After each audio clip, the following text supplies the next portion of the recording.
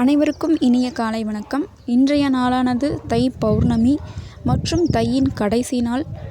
இன்னும் மற்றும் சிறப்பானது ஆயில்ய நட்சத்திரக்கு உரிய நாளாகும். இத்தகைய சிறப்பான நாளில் ஆயில்ய நட்சத்திரத்தில் உடைய வாராகி தெய்வத்தை வழிபடலாம்.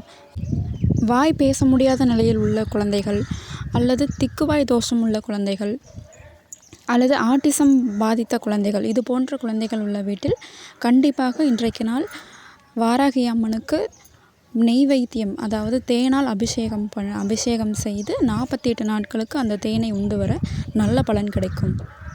வாராகி அம்மனை வேண்டி 6 முறை வாராகி காயத்ரி மந்திரத்தை கூறி தேனால் அபிஷேகம் செய்து 48 நாட்களுக்கு அந்த தேனை உண்டு வர குழந்தைகளின் நிலை முன்னேறி வரும்.